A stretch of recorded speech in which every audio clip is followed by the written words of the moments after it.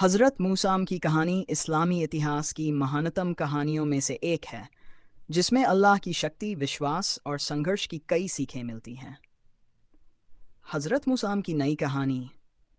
कई साल पहले मिस्र की सरजमी पर एक बच्चा पैदा हुआ जिसका नाम मूसा रखा गया। उस समय मिस्र पर फिरौन का शासन था, जो अत्याचारी था और खुद को ईश्वर मानता था। उसने भविष्यवाणी सुन रखी थी कि बनी इसराइल के बीच से एक ऐसा लड़का पैदा होगा जो उसकी हुकूमत का खात्मा करेगा। इससे डरकर फिरौन ने हुक्म दिया कि हर नवजात लड़के को मार दिया जाए। हज़रत मूसा अलैहिस्सलाम की मां को अल्लाह ने दिलासा दिया और उन्हें अपने बेटे को एक टोकरी में डालकर नदी में छोड़ने का हुक्म दिया। अल्लाह की मर्जी से वह टोकरी फिरौन के महल तक पहुंच गई, जहां फिरौन की पत्नी आसिया ने उन्हें गोद ले लिया और उन्हें अपने बेटे की तरह पाला। मूसा अलैहिस्सलाम बड़े हुए और अल्लाह ने उन्हें नबी के तौर पर चुना। एक दिन मूसा ने देखा कि एक मिस्री एक बनी इसराइली पर जुल्म कर रहा था। मूसा ने उस मिस्री को रोकने के लिए हस्तक्षेप किया और गलती से उसकी मौत हो गई। इससे मूसा को डर लगा और वह मिस्र से मदीना की तरफ निकल गए। वहां मूसा ने एक नेक आदमी की बेटियों की मदद की और बाद में उनमें से एक से शादी कर ली। कुछ साल बाद अल्लाह ने मूसा को फिरौन के पास वापस भेजा ताकि वह बनी इसराइल को फिरौन के जुल्म से आज़ाद कराए। अल्लाह ने मूसा अलैहिस्सलाम को बहुत सी निशानियां दी, जैसे उनका लकड़ी का आसा सांप बन जाना और उनका हाथ चमक उठना। इन चमत्कारों के बावजूद फिरौन ने अल्लाह पर विश्वास नहीं किया। फिर अल्लाह ने मिस्र पर कई आफतें भेजीं, लेकिन फिरौन ने अपनी जिद नहीं छोड़ी। आखिरकार मूसा अल्लाह के हुक्म से बनी इसराइल को लेकर मिस्र से निकल गए।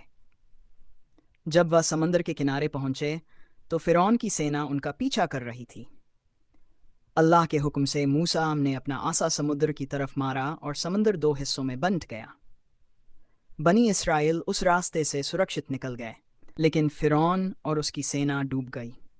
यह कहानी हमें सिखाती है कि अल्लाह पर भरोसा करने से बड़ी मुसीबत को पार किया जा सकता है और अत्याचार हमेशा खत्म होता है, चाहे वो कितना भी बड़ा क्यों न हो। इस कहानी का संदेश हज़रत मूसा की कहानी सब्र, संघर्ष और अल्लाह की मदद पर यकीन रखने की प्रेरणा देती है। हज़रत मूसा की कहानी का आगे का हिस्सा। जब हज़रत मूसा और बनी इसराइल फिरौन की सेना से बचकर समंदर पार कर गए तो उन्होंने राहत की सांस ली। लेकिन उनकी परीक्षाएं यहीं खत्म नहीं हुई थीं। आगे का सफ़र रेगिस्तान से होकर गुजरने वाला था, जहां खाने पीने की चीज़ों की कमी थी। अल्लाह ने हज़रत मूसा को हुक्म दिया कि वह बनी इसराइल को लेकर सिनाई पर्वत की तरफ जाएं। वहां अल्लाह ने मूसा अलैहिस्सलाम को तौरात, एक महान आसमानी किताब दी, जिसमें उनके लिए रहनुमाई और नियम बताए गए थे। इसके साथ ही अल्लाह ने बनी इसराइल के साथ एक अहद वादा किया कि अगर वे उसकी बताई हुई राह पर चलेंगे तो उन्हें कामयाबी मिलेगी। बनी इसराइल की नाफरमानी। हालांकि इस यात्रा के दौरान बनी इसराइल कई बार नाफरमानी और शरारत करने लगे।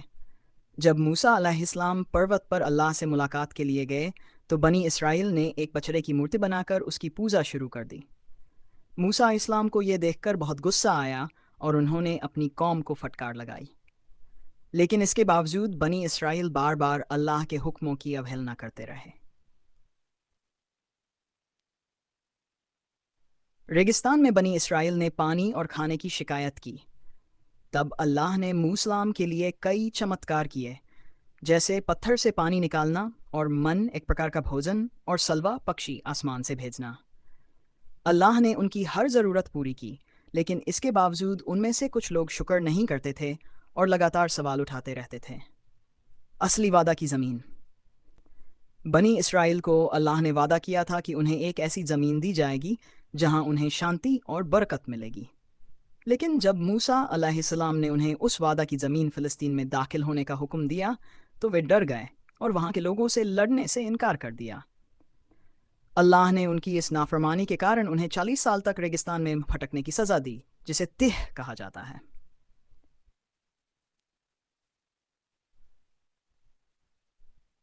हज़रत मूसा की पूरी ज़िंदगी संघर्ष, सब्र और अल्लाह पर विश्वास की मिसाल है। वह बार बार बनी इसराइल के लिए अल्लाह से रहम की दुआ करते रहे اور اللہ نے ہر بار انہیں معاف کیا، لیکن انسانوں کی نافرمانی کی سیمائیں بھی ہوتی ہیں۔ حضرت موسیٰ نے اپنی پوری زندگی اللہ کے حکموں کو مانتے ہوئے گزاری، اور ان کا یہی سندیش ہے کہ چاہے کتنی بھی مشکلیں آئیں، اللہ کی راہ پر چلتے رہنا چاہیے۔ انتم یاترا۔